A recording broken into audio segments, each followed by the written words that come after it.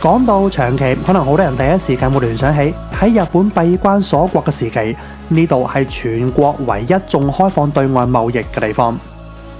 不過今集我想帶大家一齊嚟發掘下長崎嘅一段更加獨特嘅歷史，佢對於日本往後嘅影響，甚至可能超乎你想象咁深遠添。多謝日本觀光局嘅邀請，今集係我哋啱1月份去完5日4夜9州之旅嘅下半部分。咁上集我哋主要探索咗鹿兒島縣嘅霧島，除咗必去嘅國寶景點天孫降臨之地霧島神宮之外呢，仲去咗唔少相當獨特嘅地方。咁當然都一定係有啖好食噶啦。嗱，仲未睇嘅朋友，陣間就記得搵嚟重溫下啦。另外就係我哋喺 Instagram 舉辦緊一個 giveaway 活動啊，大獎係送出一泊二食體驗。咁嗱臨 follow 我 Instagram 參加啦，詳細玩法可以睇翻影片下方嘅資訊欄。好啦，咁翻嚟，今集我哋跨過有明海嚟到長崎縣嘅島原半島，大名鼎鼎永遠都咁仙氣彌漫嘅雲仙地獄，我哋當然唔會錯過。另外仲有一系列好玩又好食嘅行程等緊要分享俾你啊！不過喺呢一片靚景嘅背後呢，其實曾經發生過一段被受難者嘅堅定同純粹所震撼到嘅歷史。所以其實咁樣講落，雲仙曾經名副其實係唔少人真正意義上嘅地獄，甚至仲輾轉激發起日本歷史上最大規模嘅人民起義添。咁跟住落嚟就等我帶大家一邊欣賞靚景，一邊認識下佢一段影響深遠嘅歷史。咁大家講呢啲咁重口味嘅嘢之前呢，不如我哋首先嚟探索下呢一個集天堂與地獄於一身嘅溫泉聖地先啦。嗱，全日本第一批國家公園，其中有一個就位於雲仙呢一度啦。而你見到依家背後煙霧彌漫嗰個位，就係聲名遠播嘅雲仙地獄。向來喺文字形容方面都有行浪漫路線、富含詩意嘅日本人，選擇將呢一種周圍都噴住蒸汽嘅奇岩怪石，永遠都籠罩住硫磺味嘅神秘白色世界，稱之為地獄。哇！呢個真係顛覆咗西方文化對於地獄嘅想象啊！原來咁正㗎，即刻對天堂冇晒興趣。其實日本有好多地獄嘅，不過喺嗰一段奉行鎖國政策嘅時期呢，長崎係日本唯一對外開放嘅港口。而雲仙地獄其實位於一個海拔700米左右嘅地方，冬暖夏涼啊！早喺江戶時代，呢度嘅古湯地區已經有條溫泉街喺度噶啦，啲建築好古色古香嘅，神社寺廟林立。咁而去到明治時代就多咗好多外國人嚟避暑嚟度假。咁有本身住喺長崎嘅外國人啦，亦都有係從上海或者從遠在歐洲直接過嚟嘅都有。而一住就講緊1-2星期或者成個月起跳啊，玩到樂而忘返。咁所以新湯地區呢一邊都開始繁盛起嚟啦，仲有一啲高爾夫球場啊、網球場之類嘅設施起咗喺度。咁而連接住新舊湯嘅地方呢，就係雲仙地獄。我哋今次喺雲仙住咗2晚，古湯同新湯嘅旅館都分別體驗咗一間。咁陣間可以簡單分享下個住宿體驗如何。依家不如首先同大家落一轉地獄先啦。因為天氣關係，所以雲仙纜車嗰日唔開放，變咗我哋可以有更加多嘅時間探索下古湯地區。例如你可以嚟參拜一下呢一座規模唔大但歷史好悠久嘅滿明寺。咁你依家所見到嘅係經過修復重建，望落好新淨嘅建築，但佢最早其實可以追溯至公元701年，即係奈良時期啊。相傳係由東大寺4聖之一高僧行基所創立嘅。佢係當時佛教界一位極具影響力嘅人物，佢喺度開座寺啫，就可以吸引到成千上百個僧人慕名而嚟呢一帶嗰度聚居。如果你有時間，可以去埋雲仙溫泉嘅北邊有一個叫鴛鴦池嘅人工湖嗰度散下步。你沿住嗰條散步徑行到半路呢，就會忽然間見到有一座鳥居嘅。咁行上啲呢，就會見到喺一嚿岩石上面有人雕咗一個大黑天神出嚟。確實嚟講係幾時雕，邊個雕冇人知，但呢個起碼成千上百年嘅深山古蹟就係其中一個見證，顯示咗雲仙呢一度自古以嚟就係一個修煉者嘅聖地。好啦，拉遠咗，講翻嚟滿明寺呢一度先。廟細燈籠未必大，但呢一尊純金箔大佛就肯定夠晒搶眼啦。可能你會心諗，喂，個頭染到藍色咁新潮喂。嗱，表面原因就係因為佛經上面話佛嘅毛髮係禁色，即係藍到發黑，有黑裏透紅咁樣。咁所以喺造像過程中咧，就選擇以藍色嚟表示。但實際上係因為人靠衣裝，佛靠金裝。你以為金已經夠晒矜貴啦，係咪？其實喺古時候用青金石磨粉整成嘅藍色染料，先係真正嘅千金難買。所以有一個專門嘅稱呼叫做佛頭青啊。只有喺最尊貴嘅地方先敢用，咁就好似喺中世紀歐洲嗰啲宗教畫咁樣，藍色只可以用嚟畫聖母件袍嘅啫，其他部分都冇資格用啊。絕大部分你所見到嘅佛像係因為實在用唔起佛頭青，所以先選擇用黑色嚟呈現嘅啫。嗱，講開順手講多一個細節，一行入嚟就會見到正中間有一條好礙眼嘅繩。點解要咁樣整法呢？其實呢一條繩佢有一邊係勾喺個佛嘅上面嘅，而另一邊通常會垂落嚟，俾人掂住條繩，就當係間接同佛像有接觸，算係沾下啲佛氣咁樣啦。不過嗰日佢冇放落嚟咁解嘅啫。嗱，所以就算廟細都可以有佢精彩之處嘅。咁你喺參拜完之後呢，可以行過少少嚟到隔離嘅極樂公園呢一度俯瞰呢一片地獄。話說以前喺中國渡海翻嚟嘅水手，當佢哋喺海上面離遠望到煙霧彌漫嘅雲仙群山嗰時呢，就知道自己就嚟翻到日本啦。嗱，其實地獄係有腳嘅，會走嘅。例如我哋依家身處嘅位置呢，叫做舊八萬地獄。喺幾百年前呢，呢度都係濃煙滾滾嘅。不過隨住地底嘅發熱源頭慢慢移咗去隔離，所以呢度依家冇晒聲氣啦。你都可以見到一個地獄最荒涼、最原始嘅樣。咁新地獄喺邊呢？其實過條馬路就係噶啦，佢仲 keep 住進化緊嘅。例如早幾年原本仲有停車場嘅地方，都地陷開始噴煙啦，令地獄嘅範圍越嚟越大。嗱，雲仙地獄其實細分咗30幾個唔同名嘅小地獄，從入口位置嘅清七地獄，一直行到去裏面有好澎湃嘅大叫喚地獄。咁中間有好完整嘅步道串聯起嚟。如果你行晒咁多個地獄兜一大圈，大概需要1個鐘咁上下。前半節嘅地獄好有神秘感嘅，經常大煙到會伸手不見五指。咁至於啲硫磺味呢，你初頭可能會覺得好濃烈，但聞下聞下應該就會慣噶啦。你一直慢慢向前行到去殘屋附近呢，視野就會開闊好多。啲煙係一陣一陣咁樣，有一種好似喺度感受緊呢座山喺度呼吸緊嗰個 feel 啊！呢度有得賣用地熱蒸汽嚟煮嘅蛋同番薯。可以買翻2個當早餐咁食啦，一邊享受下溫暖嘅冬日陽光，而一邊仲有地獄嘅主人陪伴。嗱，佢哋多數都係附近啲居民或者溫泉街嗰頭嘅鋪頭所養嘅貓貓，完全唔怕人嘅。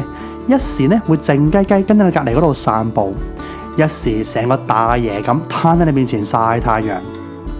呢個位係開陽好多嘅，啲蒸氣容易散得走，冇之前嗰啲位咁焗噶。個 feel 係舒服到好似坐喺 SPA 裏面咁樣，真係會正到唔捨得走啊！喺呢個好似仙境咁靚嘅地方，其實埋藏住一段好黑暗嘅宗教迫害歷史。因為島原番嘅初代番主有馬晴信係基督徒，咁所以 under 佢嘅唔少民眾呢都係教徒嚟嘅。成個島原半島就好似一個位於日本嘅基督教王國咁款，引起咗統治者嘅不安。其實從豐臣秀吉嗰時已經將佢哋視為邪教噶啦，而到咗17世紀初，日本已經統一咗一段時間，政權穩定，冇晒外憂，所以係時候要解決內患啊！咁於是喺1614年，德川家康頒布咗全面禁教令，而去到第3代將軍上任嘅時候呢，直情係對教徒大開殺戒添。從1627年開始，為咗逼基督徒放棄信仰，佢哋將大批信徒帶到嚟雲仙地獄，用呢啲閒閒地100幾廿度嘅高溫泉水折磨佢哋。有幾熱呢？你就咁摸下地面都會熱到即刻縮手。更何況教徒當年係俾人首先戒佢哋幾刀，之後再直接用熱嘅硫磺水淋落佢哋度，日以繼夜，直到佢哋放棄信仰或者放棄生命。咁樣嘅迫害持續咗5年啊，殉教者多不勝數。去到1631年底，最後一場雲仙拷問仲持續咗足足33日。日頭淋佢哋硫酸水，夜晚呢淨係俾碗白飯加條沙甸魚咁樣吊住佢哋條命。不過以安東尼石田神父為首嘅幾個受刑者，由始至終都堅守佢哋嘅信仰，唔單止冇達成殺雞儆猴呢個效果，反而仲令圍觀嘅群眾更加佩服、更加尊重佢哋。搞到負責行刑嘅人都話，就算係用盡晒雲仙嘅泉水，恐怕都冇辦法令佢哋放棄信教。咁所以之後先至停止咗喺雲仙進行嘅折磨。為咗紀念當時嘅殉道者，長期大主教區喺呢個可以俯瞰雲仙地獄嘅山丘上面起咗一座十字架。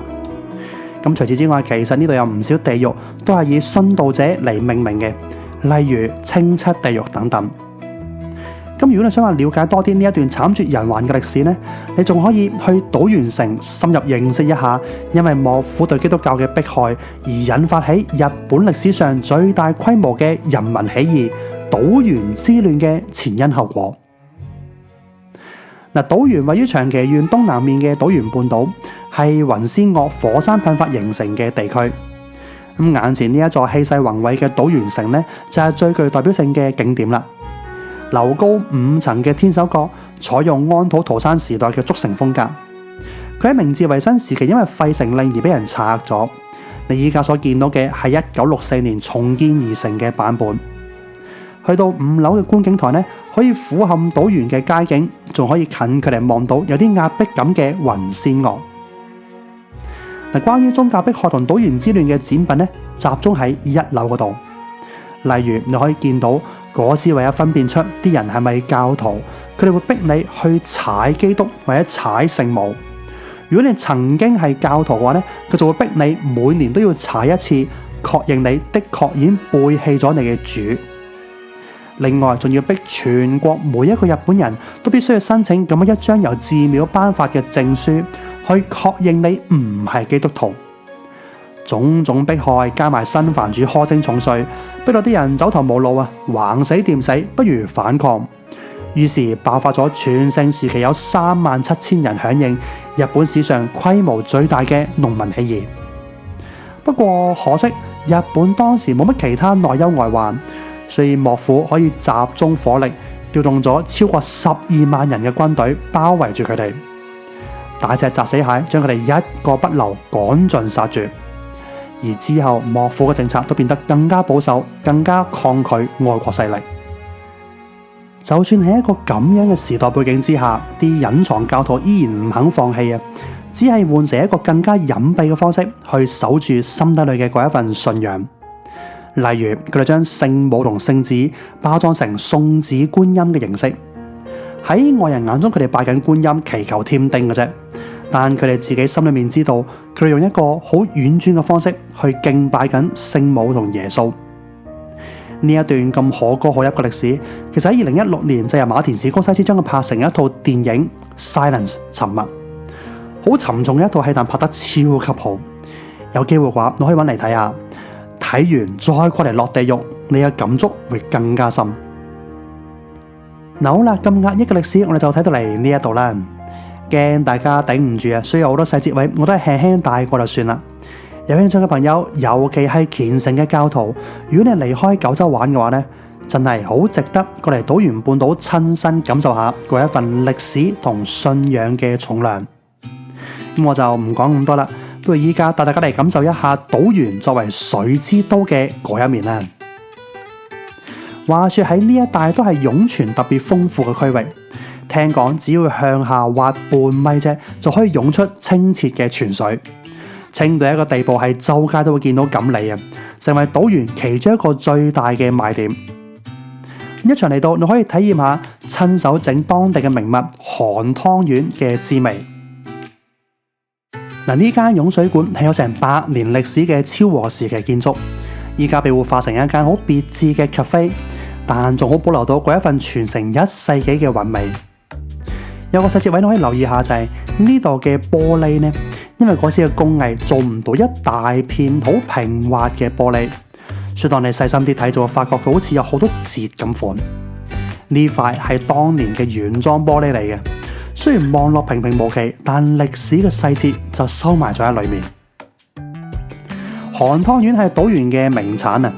由搓粉到煮熟，再加埋糖漿，所有工序都用咗島原引以為傲嘅湧水嚟炮製。我哋平時食湯圓係熱食噶嘛，呢度煮好湯圓之後呢，係會用天然冇煲過嘅島原湧水嚟過冷河。咁食之前呢，再加埋撈少少封埋喺當中嘅糖漿。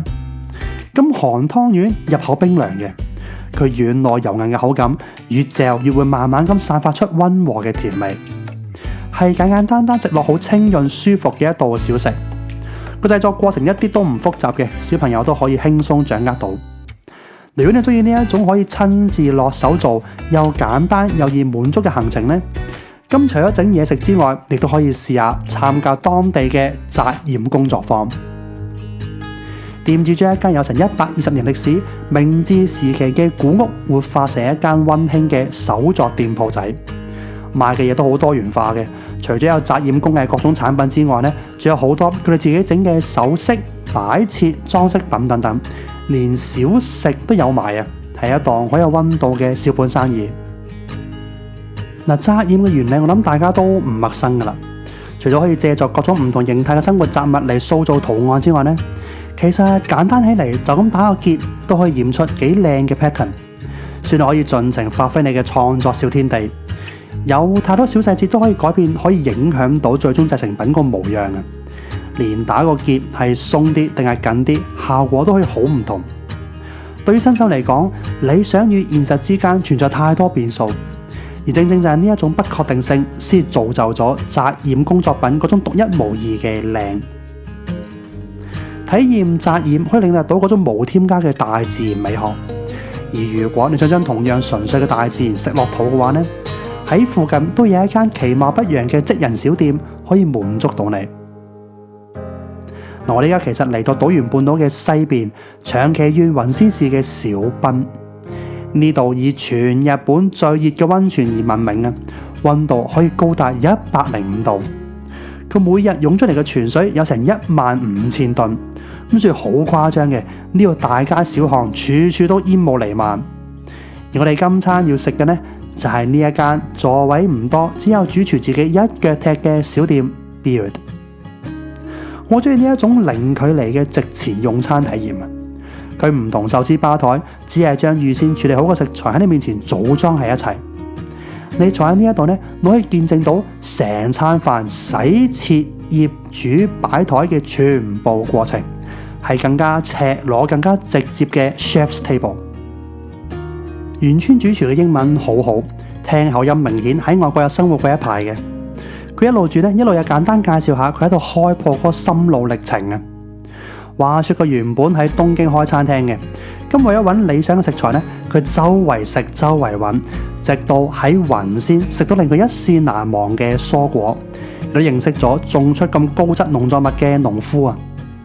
中意到一個地步，係佢喺幾年前呢，直情千里迢迢移居咗過嚟雲仙呢一度，開咗咁樣一間擺明唔係為咗賺大錢嘅小店，目的只有一個，就係推廣雲仙土生土長嘅蔬果。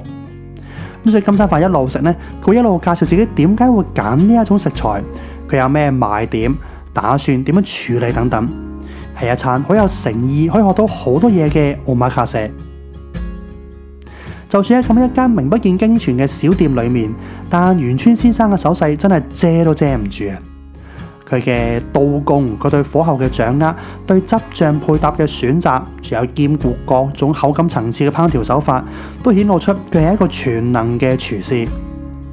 但今餐飯呢，我唔想揭曉佢嘅味道，我想大家如果有緣嘅話，不妨自己過嚟發掘一下。嗱，雖然今餐出品唔係啲咩好驚為天人嘅美食，但就算求其食啖菜、食夠蘿蔔、食塊番薯，都好似飲咗一啖老火湯咁心滿意足。嗰種從味蕾到心情都能夠感受到嘅滋潤，係好多即使係眾星雲集、一位難求嘅餐廳都俾唔到嘅感覺。喺 Beard 呢度食飯呢，你係食緊一位對佢手上每一款食材都充滿熱情、充滿感情嘅廚師所烹調出嚟嘅作品。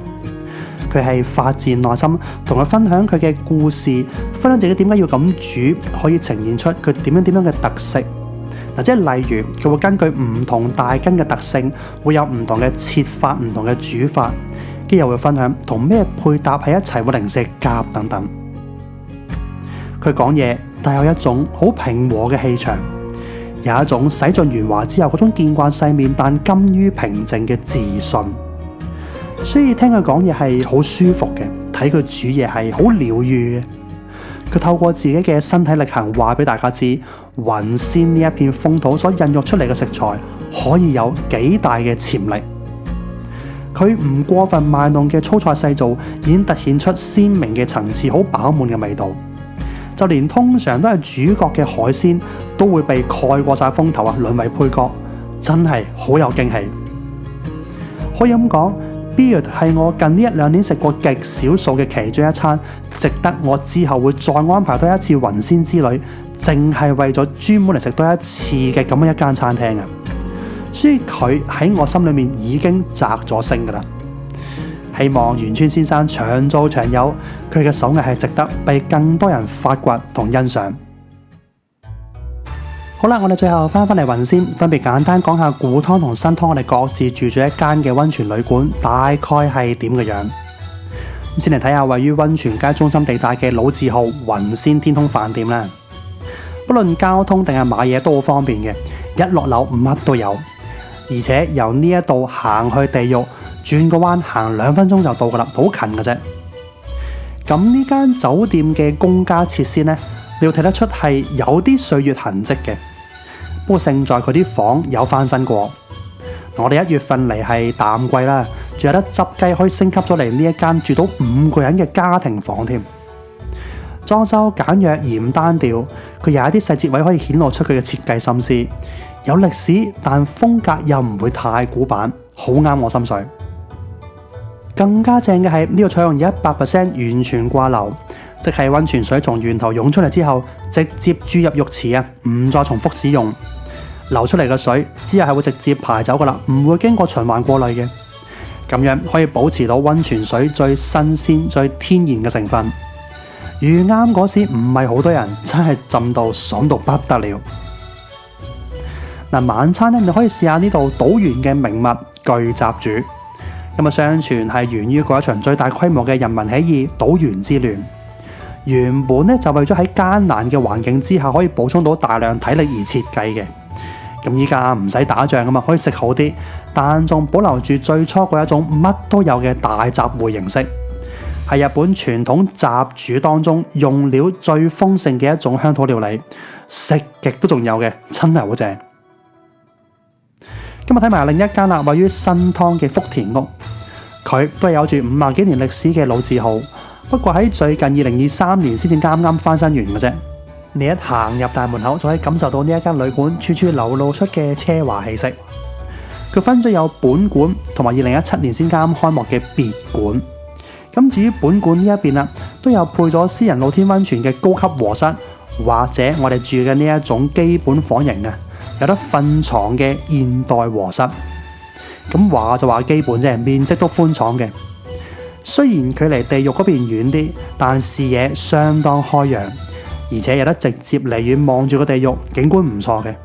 咁所以呢間房平實得嚟，我都幾滿意。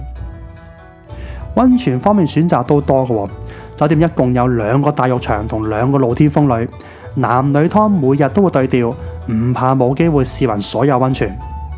不過我覺得最有驚喜嘅呢，係呢一度嗰個餐飲水平，尤其佢哋嗰間天婦羅餐廳。如果班師傅肯過嚟香港開鋪嘅話，絕對有潛力可以成為排隊名店。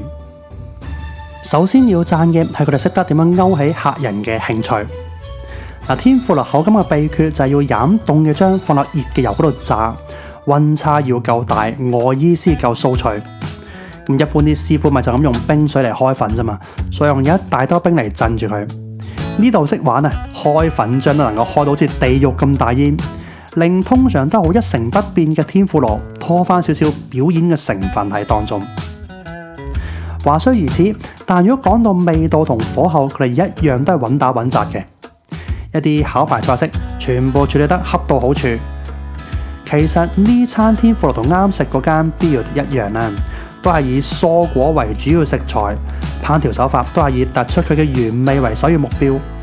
兩餐飯都好好咁示範咗料靚就唔使搞咁多嘢，即係例如呢一份天婦羅蓮藕咁樣，炸好之後喺表面輕輕搽一陣畫龍點睛嘅豉油，已經好食到癲啦。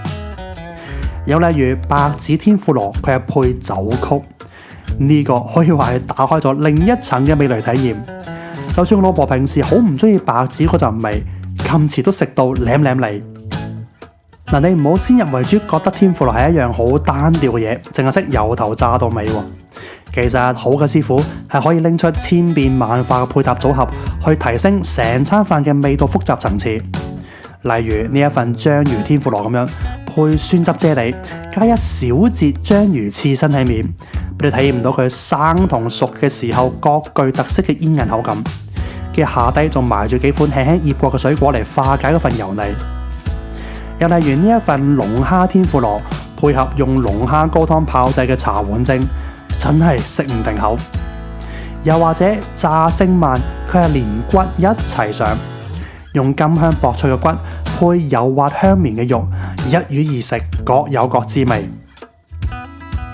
通常食天婦羅啲食材都係切到一口 size 先攞去炸噶嘛。呢度就有咁樣嘅自信同耐性，夠膽反其道而行啊！例如咁大咁粗嘅甘筍，原條成碌咁樣由生炸到熟，足足炸咗40分鐘先熟透。呢個甜薯仲耐啊，由生到熟玩咗成個鐘添。你唔好以為我炸得咁耐，肯定係又乾又硬啦。其實天婦羅嗰層面衣嘅作用呢，就係愛嚟包住啲食材，等佢唔會直接掂到啲油。兼且困住啲水分喺裏面啊，全程只係用食材本身嘅水分嚟蒸熟佢自己。咁所以啲甘筍啊，啲甜薯食落呢係外脆內綿嘅。哇，真係好耐冇試過食天婦羅食到咁滿足，今餐飯相當有驚喜。好啦，咁講到嚟呢度，今次5日4夜嘅九州之旅都嚟到尾聲噶啦。喺度再次多謝日本觀光局嘅邀請，仲安排咗咁多有嘢好睇、有啖好食嘅行程，俾我有機會發掘到九州咁有魅力嘅一面。希望大家喜歡今趟旅程嘅分享，我哋下條片再見。